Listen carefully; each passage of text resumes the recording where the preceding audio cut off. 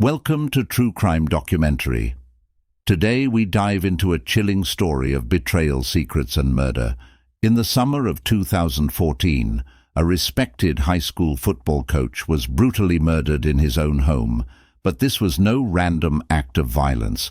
It was the result of a twisted affair that turned deadly. This is the case of a wife's affair with her daughter's boyfriend that ends in a grisly murder. Jerry Hall, 45, was a well-known high school football coach in Dothan, Alabama. He had a charismatic presence both on and off the field, earning the respect and admiration of his players, colleagues and community members. Jerry had a passion for sports, dedicating himself to coaching young athletes and helping them reach their potential. He lived with his wife, Michelle Holt, and their 18-year-old daughter, Allison, in a modest suburban McMansion. Though admired by many, Jerry's personal life was not as perfect as it seemed. Jerry and Michelle's marriage have been strained for years. They married young, and in the beginning everything seemed hopeful. But as time passed, Jerry's controlling behavior started to surface. While Jerry's public persona was that of a caring coach, at home he could be demanding and overbearing. He liked to have things his way and had a need to control nearly every aspect of their household, including their sex life. He would constantly monitor Michelle's spending, often criticizing her for what he saw as frivolous purchases. Jerry believed in keeping tight control over the family's finances, which left Michelle feeling powerless and frustrated. Michelle, a real estate agent, was known for her beauty and charm, often compared to a Southern belle. But despite her cheerful exterior, she felt trapped in her loveless marriage. Jerry didn't like Michelle working long hours and often demanded she'd check in with him throughout the day.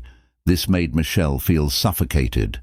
She couldn't make decisions without Jerry's input, whether it was about work or even how she spent her free time. This kind of control wore Michelle down over the years. Jerry also had strict rules for their daughter Allison, especially when it came to her friends and her boyfriend Cameron Davis. He disapproved of Cameron, often calling him lazy and not good enough for his daughter. Jerry would lecture Allison for hours, telling her who she should be spending time with and how to act, which led to frequent fights between them behind closed doors. Jerry's controlling behavior extended to Michelle's social life. He would get jealous if she spent too much time with her friends or family, sometimes accusing her of being unfaithful, though there was no evidence of this. Those close to the family suspected Jerry wasn't happy, and there were whispers that he might have been unfaithful of himself, but nothing concrete ever surfaced by June 2014. Tensions in their home were at an all-time high, and Michelle felt more distant from Jerry than ever before. But no one had any idea of the tragedy that was approaching. It was the afternoon of June 21st, 2014, when Jerry Holt's body was discovered. The time was around 3:15 p.m. Michelle Holt had just come home from showing a property to a potential buyer. The day was hot and humid, typical for Alabama. In late June, when Michelle pulled into the driveway, she noticed the garage door was slightly open. A strange sight, since Jerry always kept it closed. Michelle entered the garage and immediately saw a horrifying scene. Her husband Jerry was lying in a pool of blood near the back wall, surrounded by boxes and sports equipment. His body was motionless, his head covered in deep wounds. A metal baseball bat lay nearby, also covered in blood. Michelle screamed and ran back to the house, frantically dialing 911.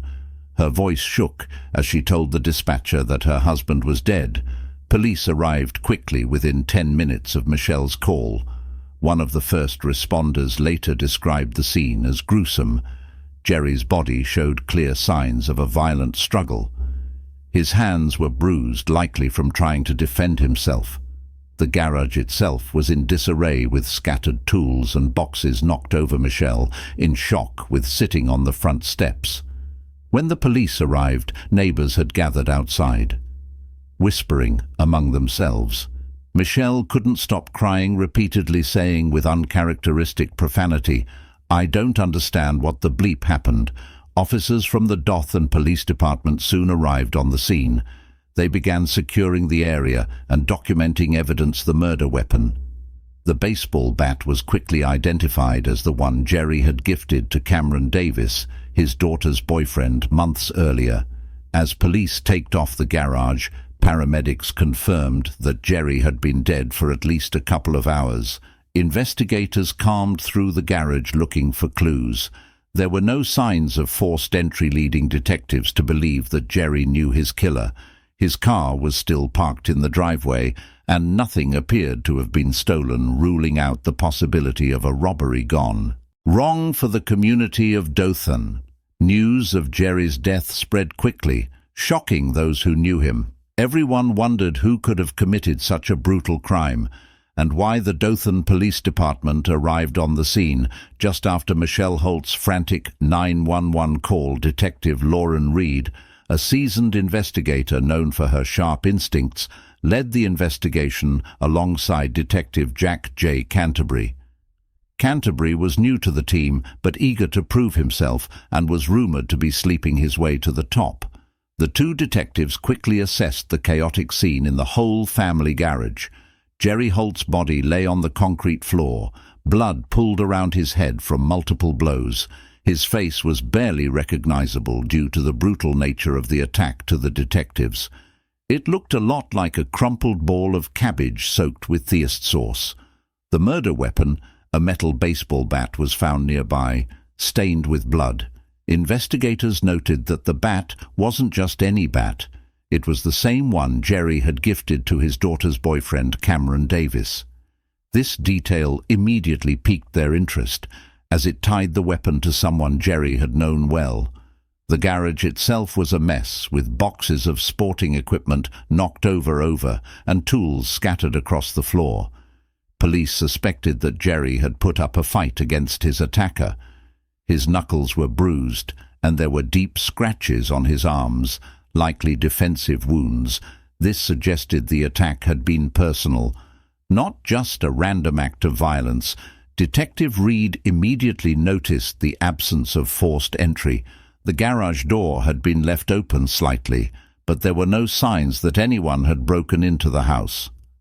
This led investigators to believe that Jerry likely knew his killer and had let them into the garage willingly. There were no valuables missing from the house, ruling out a robbery as a motive. Forensic teams arrived soon after, using tools like luminol to check for blood splatter patterns. The team also dusted for fingerprints on the bat and around the garage. While the fingerprints found on the bat were still being analyzed, Reed and Canterbury focused on interviewing Michelle Holt, sitting on the front porch, still shaken. Michelle recounted her afternoon and her discovery of Jerry's body. Reed kept her questions short, sensing Michelle's fragile date, but she couldn't ignore Michelle's distressed appearance and the tension in her voice. The detectives knew they needed to dig deeper into the family's dynamics to uncover the truth behind Jerry's murder. The investigation was just beginning, but the clues at the crime scene were already pointing to something far more personal. Michelle Holt was brought into the Dothan Police Department for questioning the day after her husband's body was found, still visibly shaken from the discovery of Jerry's murder. She nonetheless agreed to speak with detectives Lauren Reed and Jack J. Canterbury. It wasn't long before the interrogation took a surprising and creepy turn. At first, Michelle seemed composed, recounting her marriage to Jerry. She described how their relationship had been strained for years, and how the once loving bond between them had completely deteriorated. "We haven't had sex in 5 years," Michelle told the detectives, her voice a mix of frustration and bitterness. She went on to explain how their marriage had become more of a business partnership, with Michelle as the employee than a loving relationship. Jerry, she claimed, was controlling and emotionally distant. He had been so focused on his career as a high school football coach that he neglected her needs, both emotionally and physically. It was like living with a boss, Michelle said, not a husband. She described how she felt trapped in a loveless, sexless marriage, and how the situation had left her feeling increasingly lonely and unappreciated. It was then that Michelle revealed something that made both detectives sit up straight. She had been having an affair with Cameron Davis, her daughter's 19-year-old boyfriend. At first the detectives were stunned. The revelation was shocking enough, but what followed was even more disturbing. Michelle began to graphically describe her relationship with Cameron in surprising detail, leaking Detective Ree visibly uncomfortable and Detective Canterbury drooling. Michelle explained that the affair had started several months earlier, during a time when Cameron had confided in her about his problems at home. She said that one night after drinking a few glasses of wine, their relationship turned sexual. According to Michelle, Cameron made her feel alive again, in a way that Jerry hadn't in years. I felt wanted, attractive. Michelle admitted like I was still someone worth bleeping. She detailed how the affair had escalated, often meeting Cameron in secret for sex at local motels just outside Dothan. As she spoke, Michelle seemed to lose track of the fact that she was talking to police officers about her husband's murder. As she began taking off her pants, her tone shifted from sorrow to something almost boastful as she described the sexual acts she performed with Cameron. Ree and Canterbury exchanged uneasy glances, aware that Michelle's admissions could be critical to the case. Her emotions fluctuated between guilt and defiance. But one thing was clear: Michelle's affair wasn't just an indiscretion. It was a key piece of the puzzle in Jerry Holt's murder. Allison Holt, the 18-year-old daughter of Jerry and Michelle, was the next person detectives turned to. Allison had always been known as a bit of a rebellious teen teenager, often butting heads with her strict father. Her close group of friends at Dothan Christian Academy described her as outspoken and independent. She had been dating Cameron Davis, a 19-year-old star athlete, for over a year, and most people saw them as the typical high school sweethearts exchanging promise rings in a ceremony held by the school's chastity brigade. However, what Allison revealed during her interrogation would further shock investigators and shed light on a family torn apart by secrets. In early June 2014, Allison had come home earlier than expected from her part-time job at a local jam juice. She headed into the kitchen, calling out to her mum. There was no response as she opened the door to the walk-in pantry to grab a snack. Allison walked into a scene she would never forget. Her mother, Michelle, and her boyfriend, Cameron, were naked and having sex in the pantry, right there in the middle of the house she grew up in. Allison froze for a moment, too stunned to move her mother, and Cameron scrambled to pull themselves together, but the damage was already done. The sight left Allison devastated in the days that followed. She described feeling a mix of betrayal, anger, and humiliation. She couldn't believe that her own mother, the woman she had trusted and admired, would betray her like that. And as for Cameron, the person she had planned to share her first love with, the shock cut even deeper. The betrayal by both her mother and boyfriend was like a double-edged sword. Allison's emotions turned into intense rage. She told her friends at school that she didn't know how to face either of them again, and started avoiding her house altogether during her interview with Detectives Reed in Canterbury. Allison could barely hold back her tears as she recounted the moment she caught them in the pantry. I couldn't believe it," she said, her voice shaking. "It was like my whole world came crashing down in that second." Allison's emotions were raw. She was angry at her mother and Cameron for ruining what was left of her. Her family detectives noted that Allison's anger toward both her mother and her boyfriend made her a possible suspect in her father's murder. After all, if Jerry found out about the affair, it wouldn't be hard to imagine the family falling apart completely. Allison's volatile emotional state in the weeks leading up to the murder, combined with her deep feelings of betrayal, raised suspicions. But was her anger enough to drive her to kill her own father?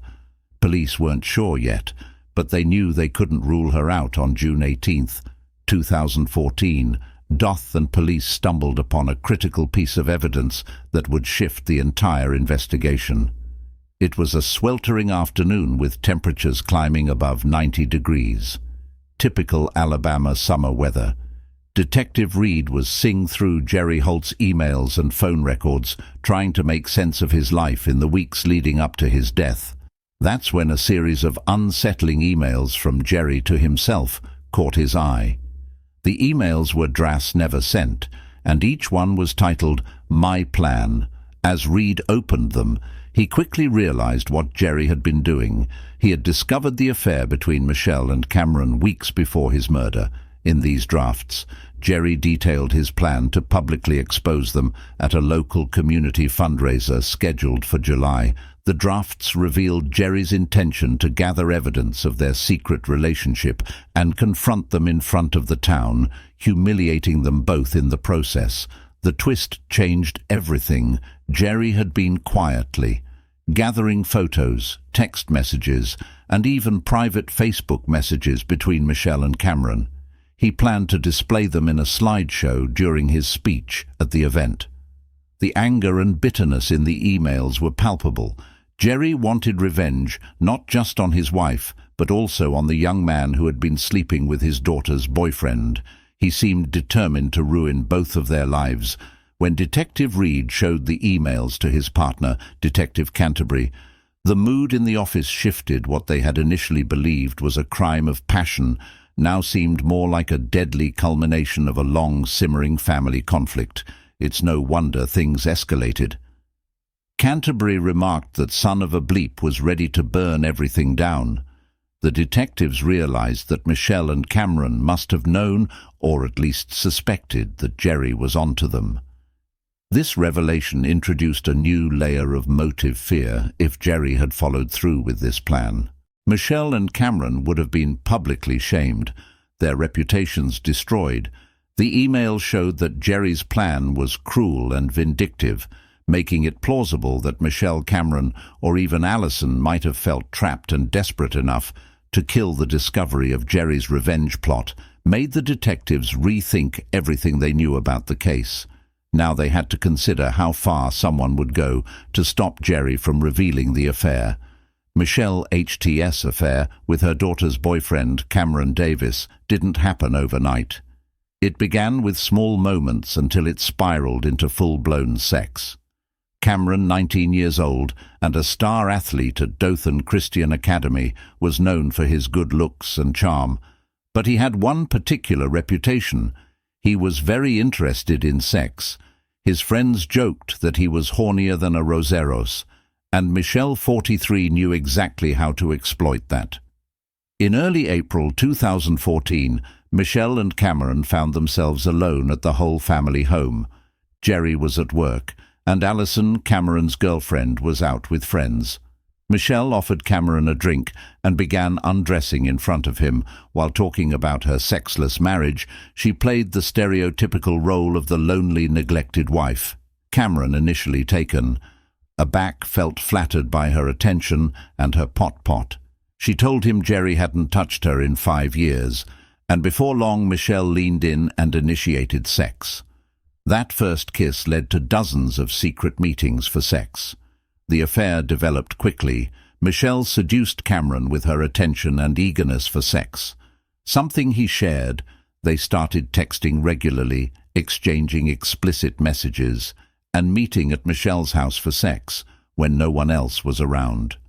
The excitement of sneaking around only made the relationship more intense. Michelle would even flirt with Cameron in public, bothering him for sex during family barbecues and church events. It was a dangerous gang, and Cameron was hooked. But things took a dark turn in June when Jerry Hulk confronted Cameron. Police learned during Cameron's interrogation that Jerry had discovered the affair weeks earlier and had been quietly gathering evidence. He knew about the texts and the late-night visits on June 12th. Jerry cornered Cameron in the garage and directly asked, "Are you bleeping my wife?" The question caught Cameron off guard. He stammered to deny it, but Jerry wasn't buying it. He had proof and laid it out, showing Cameron the Damie messages. Cameron was terrified. He knew Jerry wasn't just angry, he was vengeful. Jerry warned Cameron that he was going to expose him at an upcoming community fundraiser, ruining his reputation and potentially destroying his chances at a college sports scholarship. Cameron felt cornered, his future hanging by a thread. He was filled with a mixture of guilt, fear, and anger. He had always seen Jerry as a powerful figure, and now he was the man who could destroy everything Cameron had worked for. Cameron left the confrontation feeling desperate and unsure of what to do next. Michelle and Cameron's affair had now become more than just a secret romance. It was a ticking time bomb. On the evening of June 20th, 2014, everything came to a head after weeks of tension. Michelle Holt finally snapped it. Happened in the family's garage, where her husband Jerry often retreated after a long day. This time Jerry wasn't relaxing, he was furious. He had just confronted Michelle about her affair with Cameron Davis, their daughter's 19-year-old boyfriend. He threatened to expose her in an upcoming community event, a move that would destroy her reputation and possibly ruin Cameron's future. Too enraged and panicked, Michelle grabbed a metal baseball bat that had been lying in the corner of the garage. It was the same bat Jerry had given to Cameron as a gift months earlier. In a fit of anger, she swung it at Jerry's head. The first blow stunned him, but Michelle didn't stop. She kept swinging, hitting him repeatedly until he collapsed to the floor. Blood splattered across the garage, and Jerry's lifeless body slumped beside his workbench. Realizing what she'd done, Michelle knew she had to cover her tracks. She quickly staged the scene to look like a botched robbery. She overturned, shells knocked over tools, and even went so far as to steal a few small valuables, including Jerry's watch and a laptop, to make it look convincing. Michelle hoped that the police would see the ransacked garage and assume an intruder had killed Jerry in a robbery gone wrong. When the police arrived, they initially treated the scene as a possible burglary turned homicide. However, something didn't sit right with detectives. Despite the chaos in the garage, there were no signs of forced entry, and the valuables that were stolen seemed like an afterthought. The violence of the attack also suggested something far more personal. Jerry had been bludgeoned to death with a fury that didn't match a typical break-in. After questioning Michelle, detectives became more suspicious. She seemed distant and emotionless, even as she described her husband's death. Her story was inconsistent, and her explanation for the missing items felt rehearsed. When police dug deeper, they found incriminating evidence, emails and text messages showing Jerry's knowledge of the affair and his plan to expose Michelle and Cameron. This evidence painted a clear picture. Michelle had a motive to kill on July 2nd, 2014. Just 12 days after Jerry's murder, the police arrested Michelle Holt at the moment of her arrest. Michelle was stoic, though her hands trembled slightly. She didn't seem surprised, but there was no sign of remorse. The weight of her actions and the reality of her future had finally settled in Jerry's family. Meanwhile was devastated, but relieved that justice was finally being served. Michelle Holt's defense strategy during her trial took an unexpected turn when her legal team decided to present a feminist defense led by her attorney, Jessica McCoy. They argued that Michelle had been a victim of years of emotional and psychological abuse at the hands of her controlling husband, Jerry. Her lawyer painted a picture of a woman trapped in a loveless marriage, where Jerry dictated every aspect of her life, from her finances to her friendships. They claimed that Michelle's affair with Cameron Davis was an escape from the oppressive control of her husband, and that Jerry's constant manipulation had driven her to a breaking point. Michelle's defense team argued that the killing was an act of desperation. Her response to years of mistreatment and emotional neglect, they suggested that she had been pushed to the edge by Jerry's threats to expose her affair, not just because of the scandal, but because it would ruin her chance at freedom. The argument resonated with some in the courtroom who could sympathize with a woman stuck in a difficult marriage. Michelle's attorneys to leverage the growing national conversation around women's rights and empowerment, which had been gaining momentum in 2016 with movements like #Yes All Women and the ongoing debates about gender equality. However, Dothan, Alabama was not the place for such a defense. The Deep South, known for its conservative values and strong emphasis on family and traditional gender roles, was not receptive to Michelle's feminist arguments. The jury, composed mostly of older religious men and women, found it difficult to see her as a victim. Instead, they viewed her as an adulterous wife who had crossed the line by engaging in an affair with her daughter's boyfriend and then murdering her husband to cover it up. The prosecution, led by District Attorney Robert Lang, hammered home the facts. Michelle had coldly planned Jerry's murder and staged the scene to look like a robbery. The jury didn't buy her defense after a tense week of deliberations. They returned a guilty verdict for first-degree murder when the verdict was read in court. Michelle barely flinched. Her expression remained emotionless, just as it had been during her arrest. Yet those close to the case said that in private, Michelle had been deeply shaken by the trial's outcome. The reality that her feminist defense had failed left her feeling isolated and misunderstood. Michelle was sentenced to life in prison without the possibility of parole. As she was led away in handcuffs, her once stoic demeanor finally cracked for the first time in the trial. She wept, realizing that her life as she knew it was over in the aftermath of Michelle Holt's conviction for the murder of her husband Jerry. The lives of those involved took drastically different paths. Michelle was sentenced to life in prison without the possibility of parole, her dreams shattered by the brutal act she had committed while incarcerated. She struggled to adjust to her new reality. The once vibrant mother and wife became a shadow of her former self, confined to a small cell in the Alabama Correctional Facility for Women. Michelle's attempts to appeal her conviction were met with little success, and she faced the reality that she would spend the rest of her life behind bars. On the other hand, her daughter Allison, who had been deeply affected by the turmoil in her family, found a way to heal after the shocking events. Allison's relationship with Cameron Davis, her mother's former lover, blossomed into something genuine. Despite the painful memories, the pair discovered a shared sense of understanding and support over time. Allison came to forgive Cameron for his role in the affair, recognizing that they were both victims of circumstances beyond their control. In June 2020, during the COVID-19 pandemic, Allison and Cameron surprised everyone by announcing their engagement.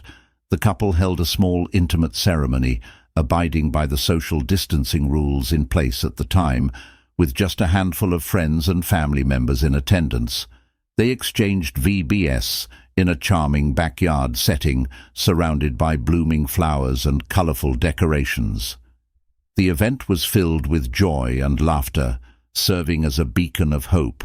Amid the challenges of the world, a year later, they welcomed their first child, a daughter. They named Jarena in honor of Allison's late father, Jerry Holt. The name was a tribute to his memory, reflecting a desire to keep his spirit alive, while also creating a new beginning. Allison poured her heart into motherhood, determined to provide a loving and nurturing environment for Gina. In contrast, Michelle remained in prison, contemplating the choices that had led her to this point.